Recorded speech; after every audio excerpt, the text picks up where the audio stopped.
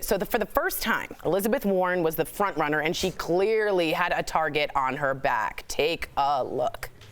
Well, we heard it tonight, a yes or no question that didn't get a yes or no answer.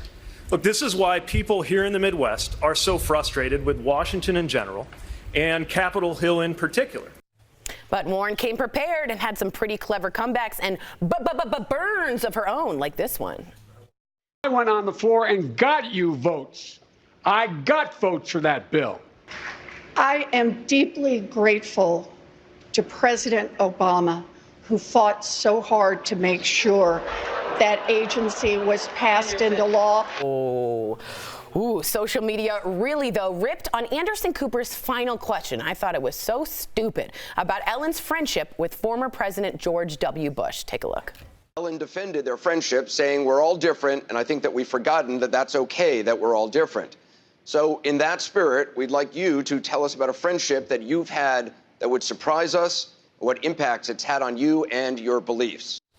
Because we're in 6th grade. All right, the president tweeted, there is no way that any of the Democrat candidates that we witnessed last night could possibly become president of the United States. So what do we do up here? We want to know what you think. So what are we going to do? We're going to put a vote up. So go to dblvote.com to weigh in. Lindsay, I'm going to go at you first. This is the weakest field of Democratic presidential candidates I have ever seen. I'm looking at this and I'm not understanding how you had 4 years to get people together and we have 12 candidates on stage and all I'm seeing is complete garbage. No one is answering how they're going to pay for anything, right? Everyone attacked Elizabeth Warren, your front runner, and we're not having any answers on.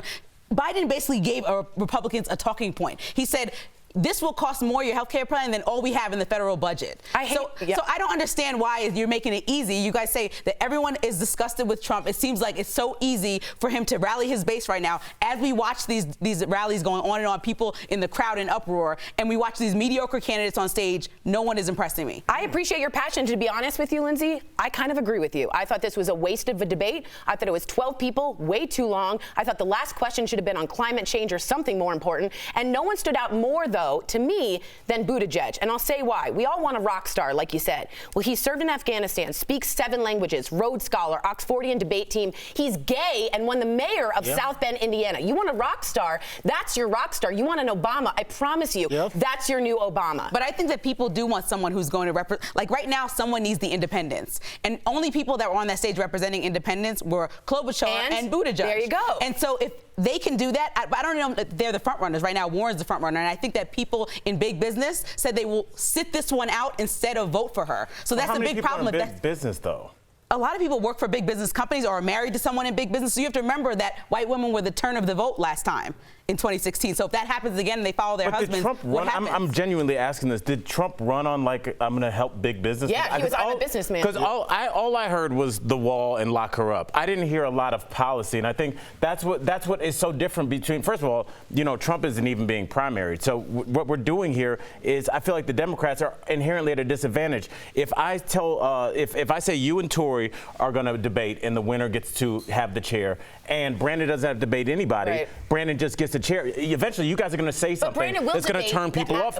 He's not going to get pushed as far as these people that are being primary because they're going to be put in a corner. How do you feel on guns? Answer this. And because they're pushing that corner. Being an incumbent, Al, you get that respect of not having to go out and primary. That's what happens. Tori, I'm with you on Buttigieg because you're asking for a rock star candidate to come out and all those accolades that she just mentioned. That's one thing that's going to win over a lot of people. But the thing is, I like how he centered left. Me too. I like how he called out Warren for her Medicaid for all. He said Medicaid for all who want it. And there's a lot of Americans who can get behind that. Also, the way he's called out Beto O'Rourke for the gun, go in and confiscate the guns. There's a lot of NRA, Second Amendment type Americans who are going to get behind that. Especially with his military background. That's the rock star candidate. But your rock star is gay. But how many people is that going to turn off? Obviously, that's not me. I know that, but he won in South Bend, and that is generally not a very warm environment to gays. I think this guy is a centrist. How's that going to play in the South, Tory?